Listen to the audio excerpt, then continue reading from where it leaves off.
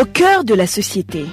Au cœur de la société est une émission de tous les samedis, préparée en synergie par les radios Inzamba, Agatekakawe, Radio RPA, Ijuya Wanyagihugu, ainsi que la radio-télévision Renaissance.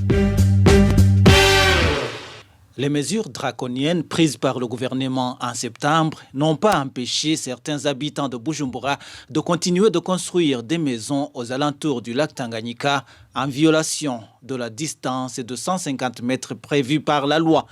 Qu'est-ce qui manque pour faire respecter la loi autour de ces propriétés dans lesquelles la permission de construire est souvent octroyée par le même gouvernement? C'est l'une des questions que nous allons tenter de répondre dans le mini-magazine Au cœur de la société de ce 14 novembre 2020. Émile Niwasumba, je suis à la présentation. Bienvenue.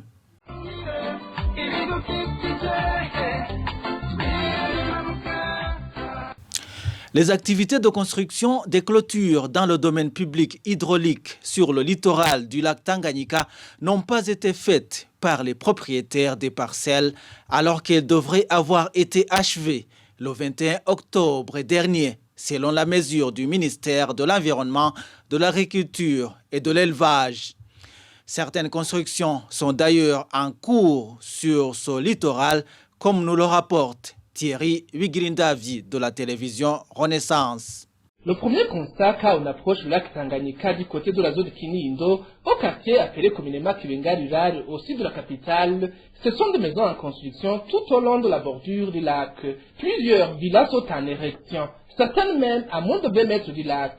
Les maçons et aides-maçons rencontrés sur place ignorent même qu'il y a une mesure du ministère ayant l'environnement dans ses attributions suspendant toutes les activités dans le domaine public hydraulique du littoral du lac Tanganyika. Ils nous ont indiqué qu'ils ne reçoivent que les ordres de leurs employeurs. Par contre, on peut voir que sur ces chantiers, les travaux de construction semblent être suspendus parce que déjà inondés par les eaux du lac.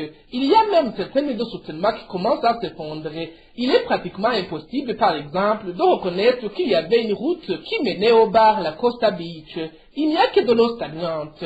Mais tout autour, on y voit des boutiques et mini-bars installés d'une façon anarchique et tout près du lac. De l'autre côté, au quartier Kabondo, les chantiers en cours sur le littoral du lac Tanganyika sont nombreux. À une distance de moins de 100 mètres des rives du lac, des bars-restaurants, des églises vaquent à leurs activités quotidiennes. À Safi Beach, commune Mukaza, à proximité du port de Bujumbura et de la gare routière, des équipements de jeux d'enfants, des kiosques et des produits Braroudi sont là et tout près du lac Tanganyika. En Gagara, à l'endroit appelé Kumase, des maisonnettes, des restaurants portines sont toujours à moins de 100 mètres du lac.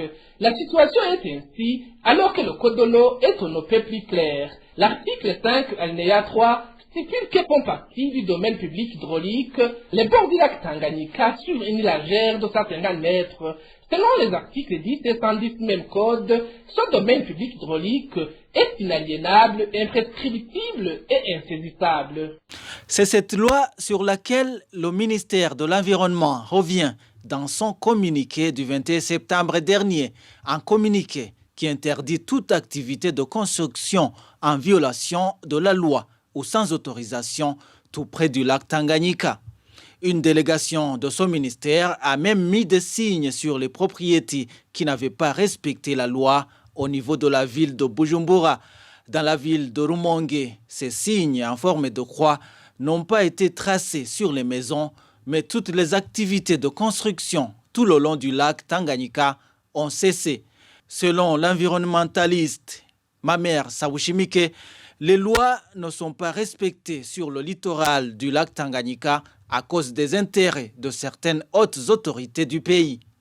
Ces décisions ne sont pas les premières fois à être prises. Je pense notamment depuis 2012, après la promulgation du Code de l'eau, plusieurs décisions venant du ministère de l'Environnement ont été décidées, mais la mise en application n'a jamais été effective. Nous nous posons la question de savoir pourquoi cette mise en application n'est pas du tout effective. C'est parce que ces attributions ont été données à des cadres de l'État. à des cadres de la police, à des cadres de l'armée, à des cadres des institutions de l'État du Burundi. À cela, alors, personne n'ose leur intimer l'ordre de démolir ou de quitter ces endroits. Si ces personnes ne quittent pas ces endroits, il va avoir des conséquences néfastes au niveau environnemental et au niveau social.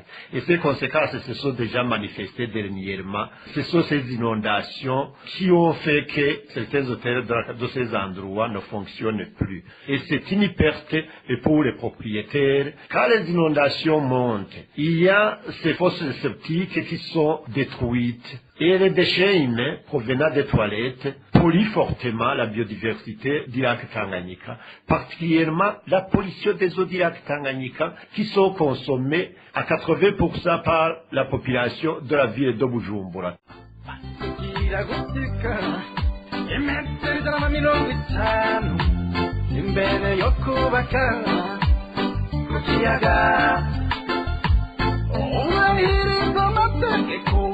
Les propos de l'environnementaliste Mamer Sabushimike ont été recueillis par Bertrand Ngendakuriyo de la radio Inzamba. Et c'est par ici que nous mettons un point final au mini-magazine au cœur de la société. Le mini-magazine qui s'était focalisé sur le non-respect de la loi lors des constructions aux alentours du lac Tanganyika. Emile Niwasumba, je vous présentais ce mini-magazine. Au revoir.